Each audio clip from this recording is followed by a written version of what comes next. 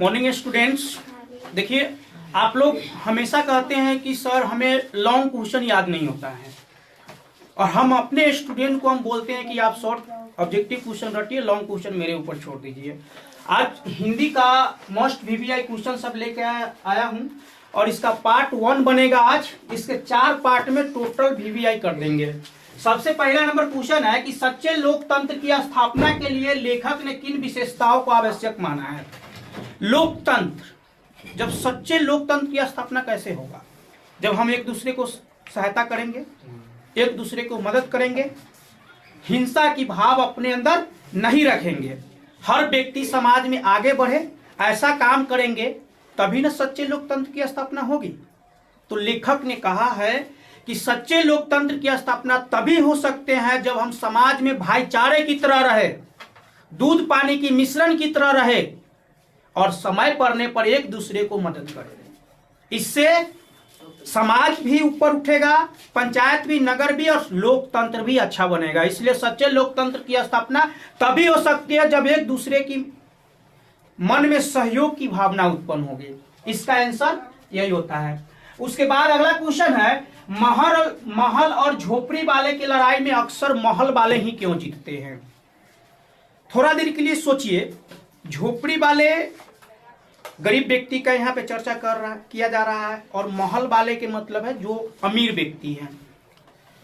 गांव घर में आप लोग, हम थोड़ा दूसरा लैंग्वेज का भी प्रयोग करेंगे। गांव घर में आप लोग देखे होंगे कि कोई गरीब व्यक्ति है और कोई अमीर व्यक्ति है। झगड़ा हो जाने के बाद सब आदमी किसको दोष ठहराता है? गरीब व्यक्ति को। कभी भी कोई भी व्यक्ति अमीर व्यक्ति के खिलाफ गवाही देता है? नहीं। क्यों? क्योंकि भाई अगर उसके खिलाफ दे देंगे तो हमें मारेगा, पीटेगा, उसके पास पैसा है, बाहुबल है कि नहीं? इसलिए दूसरे गरीब व्यक्ति मजबूरी बस अपने ही गरीब भाइयों के खिलाफ में बयान दे देते हैं। इस वजह से महल वाले जीत जाते हैं। तो महल और झोपड़ी वाले की लड़ाई में अक्सर महल वाले ही जीतेंगे। कब तक? जब तक झोपड़ी वाले में एकता नहीं होगी। क्या आगे है क्वेश्चन, लेखक के दृष्टि में सच्चे भारत की दर्शन कहां हो सकती है? देखिए, पूरा भारत में लेखक जब घूमे उसके बाद कुछ वर्णन किया कि सच्चे भारत के दर्शन आखिर होगा कहाँ।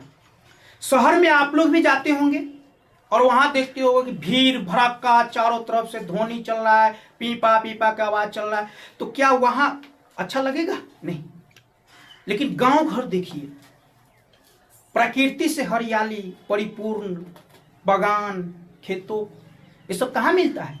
गांव में मिलता है। तो लेखक ने, हम नहीं कर रहे हैं, लेखक ने सच्चे भारत के दर्शन के लिए अगर जिक्र किया है तो उन्होंने ये बताया है कि सच्चे भारत के दर्शन हमें भारत के गांव में हो सकते हैं, क्योंकि वहां के लोग मिलनसार होते हैं, एक दूसरे के सहयोग करते हैं, अपने अपनी परंपरा को निभाते हैं, और सबसे बड़ी बात यह है कि प्राकृतिक सौंदर्य से परिपूर्ण हरी हरियाली चारों तरफ मिलती रहती है।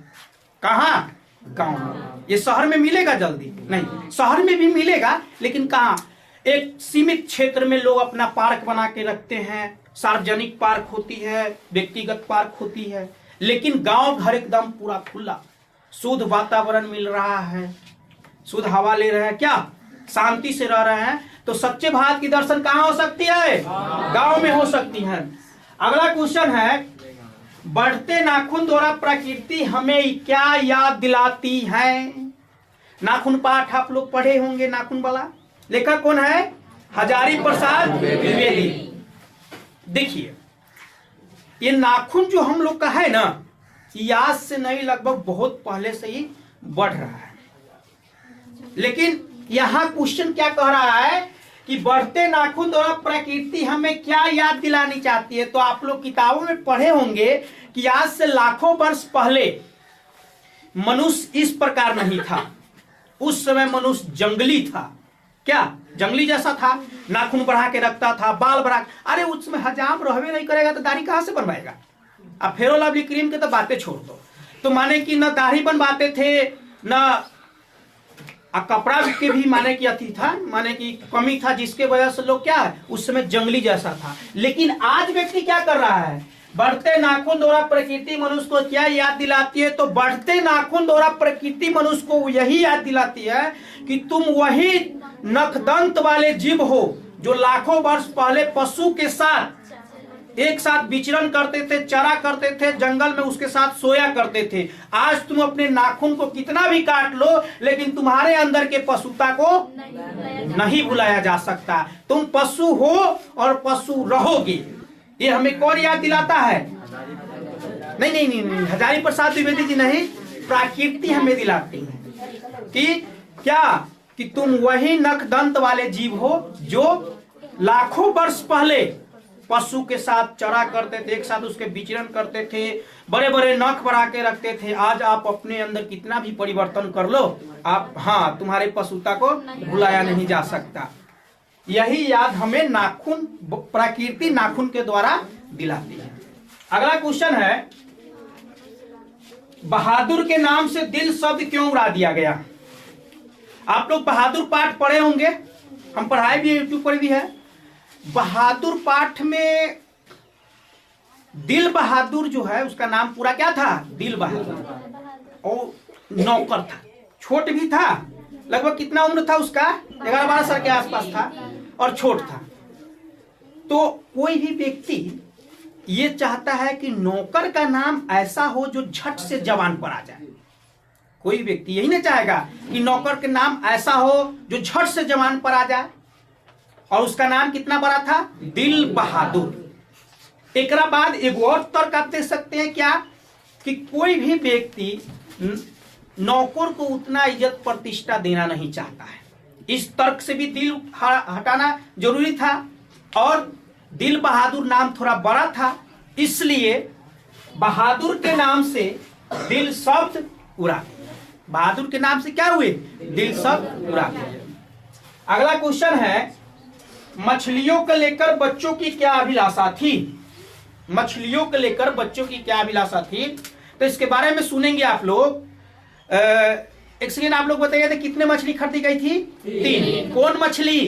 रोहू। तो लेखक महोदय जब बच्चे थे, बचपन में थे, तो उनका यही इच्छा था क्या कि एक मछली पिताजी से मांग लेंगे और इसे कुआं में डाल के पालेंगे, जब मन होगा निकाल के खेल लेंगे, फिर कुआं में डाल लेंगे। यही तो उसकी इच्छा थी। किसकी? बच्चे की। मछलियों को लेकर बच्चों की क्या अभिलाषा थी? तो मछलियों को लेकर बच्चे की यही अभिलाषा थी कि पिताजी से एक मछली मांग लेंगे, उसे कुएं में डालकर पोसेंगे, खेलेंगे, जब मन करेगा उसे निकाल कर खेल लेंगे, फिर उसे कुएं में डाल देंगे। कोई दिक्कत? आगे देखिए, आगे क्वेश्चन है, गरीबी और उत्पीड़न से भी बड़ी समस्या क्या है? तो आपको पता होगा गरीबी और उत्पीड़न से भी बड़ी समस्या जाति प्रथा है। और क्यों? क्वेश्चन कर रहा है कि गरीबी और उत्पीड़न से भी बड़ी समस्या। देखो गरीबी, एक बात आप जानते हैं, अगर गरीब व्यक्ति हो जाता है तो चारों तरफ से गरीबी। वो गाना सुना होगा, जब समय होला कमजोर तो हर के साथ छोड़ देला। तो गरीबी ऐसी स्थिति होती है कि चाह के भी व्यक्ति कुछ न कर पाए। इतना व्यक्ति कुछ व्यक्ति ऐसा गरीब हो जाता है कि 10 लोग उसे गरिया भी देता है ना, तो भी उसके चाहते हुए भी कुछ नहीं कर पाता है। ये गरीबी होती है। और उत्पीड़न मतलब हमेशा उसको दासा करना, किन्हू से टोक देना, किन्हू से उसको हमेशा तंग करते रहना, उत्पीड़न होता है। लेकिन इससे भी बड़ी समस्या जाति प्रथा को माना गया है। तो आखिर क्यों माना गया है? तो आखिर क्यों माना गया है? अब हम बताते हैं। हमारा भारतीय समाज वही कार्य करने की हमें अनुमति देती है जो हमारा पैतृक पेशा हो। पैतृक के मतलब जन्म जन्मा मतलब कहने का अर्थ यह हुआ कि अगर हम कोयरी है तो हमें कोयरवारी करना है, खेती गृहस्थी करना है। कोई हजाम है तो उसे हजाम के काम करना है। कोई लोहार है तो उसे लोहारी काम करना है। ये हमारा समाज देता है। लेकिन इससे व्यक्ति का काम नहीं चलता। इसमें क्या व्यक्ति स्वतंत्र है? मान चलिए हम कोई है, लेकिन हमें शिक्षा अंदर है तो हम पढ़ाना चाहते हैं, तो हम पढ़ा नहीं सकते हैं। जो हजाम है उसके पास टैलेंट ज्यादा है, लेकिन फिर भी हमारा समाज क्या कहता है कि तुम केस काटो। ये जातिवाद है और इससे लोगों के अंदर दिक्कत होती है। लोग इस जातिवाद के अंदर रह के टालू काम करने पर मजबूर हो जाते हैं। खैर अभी ऐसा नहीं है, लेकिन टालू काम करने पर मजबूर हो जाते हैं। और चाहे माने कि देखो, सबसे पहले कह रहे हैं कि इसका आंसर ऐसे दे सकते हो आप, गरीबी और उत्पीड़न से भी बड़ी समस्या जातिवाद है, क्योंकि इस पेशा के अंदर बंद कर व्यक्ति को वही कार्य करना होता है जो उसका पैतृक पेशा है, चाहे व्यक्ति उस पेशा में खुश रहे या ना खुश रहे। तो ऐसे होने पर व्यक्ति कैसा काम करने लगेगा? टालू काम। अब टालू काम क्या है, इसके मतलब जान लीजिए। हमारा मन है अभी घूमने जाने का, 15 से 20 वर्ष के लड़का के बीच में बड़ा टालू काम करने का मन होता है। देख लीजिएगा कैसे कि हमारा मन कर रहा है घूमने जाने का, हमारे पिताजी का चलना बबुआ तक क्या पानी पटा दिए, पाइप लेके चल। गाली सुनने के डर से तो गए तो है, लेकिन मन नहीं कर रहा है करने का। ऐसे काम को टालू काम कहते हैं। माने हमारा मन कह रहा है कुछ और करने का, लेकिन हम किसी दबाव में आकर कोई और काम करने के लिए विवश है, तो ऐसे कार्य को टालू काम करते हैं। और जब टालू काम व्यक्ति करेगा तो क्या उसका जीवन अच्छा होगा? नहीं। इसलिए हर व्यक्ति को चाहिए अपनी स्वतंत्रता के अनुसार कोई भी काम कर। अभी वैसा नहीं है, अभी जिसको जो इच्छा है वो कर सकता है, करता है। हाँ करता है। बड़े बड़े उच्च जात के लोग भी हजाम के काम कर रहे हैं अभी, अच्छा है। लेकिन जैसा लिखा गया था पाठ तैयार की बात कर रहे हैं। तो गरीबी और उत्पीड़न से भी बड़ी समस्या क्या है? जाति प्रथा, क्योंकि इस प्रथा के अंदर रहकर व्यक्ति टालू काम करने पर विवश हो जाते हैं और उसे वही कार्य करना पड़ता है जो उसका पैतृक यानी जन्म जन्मात पेशा है, और चाहे इस पेशे में वो खुश रहे या ना खुश रहे। आज हिंदी के आपको पाठ 1 में 8 क्वेश्चन किए हैं, जो भी परीक्षा के दृष्टि से बड़ी महत्वपूर्ण। कौन क्वेश्चन नहीं हुआ है?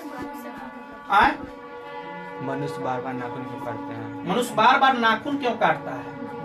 इकराम दिए मनुष्य बार बार नहीं करा है। मनुष्य बार बार बढ़ते।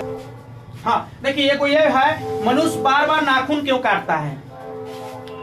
मनुष्य बार बार नाखून क्यों काटता है? हम लोग अपना नाखून क्यों काटते हैं? दाढ़ी काहे बनवाते हैं? बाल काहे बनवाते हैं? थोड़ा देर के लिए माइंड में सोचो। हमें आज हमारे कोई ऐसा काम न रहे हमारा शरीर में कि कोई हमको देख के गधा कह दे, पशु कह दे। मानव से आज बर्दाश्त होगा कि कोई व्यक्ति उसे पशु कह दे?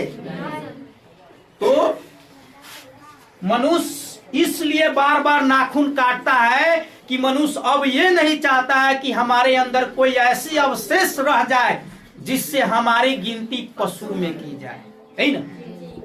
जिससे हमारी गिनती पशु में की जाए। इसलिए मनुष्य बार बार नाखून काटता है। क्या? बार बार बाल कटवाता है, दाढ़ी पर। देखिए ये सभी माने कि नाखून भी है। पहले पूंछ भी होता था, लेकिन पूंछ झड़ गया। तो मनुष्य बार बार नाखून क्यों काटता है? क्योंकि मनुष्य अब ये नहीं सहन कर सकता, मनुष्य कभी भी यह अब नहीं सहन कर सकता कि कोई व्यक्ति उसे पशु कह दे या उसके अंदर कोई ऐसा अवशेष न रह जाए जिससे उसकी गिनती पशु में हो। इसलिए मनुष्य बार बार नाखून काटता है, अपने आप को संवारता है, क्योंकि वो चाहता है कि अब हम मानव हो गए तो मानव में रहे, लेकिन प्रकृति जिलाए जा रही है नाखून को। क्या ये 8 क्वेश्चन आपको VVI में लाए हैं? हिंदी का, मैट्रिक हिंदी का है पार्ट 1, इसका पार्ट 2, 3 3 को बनेगा पार्ट।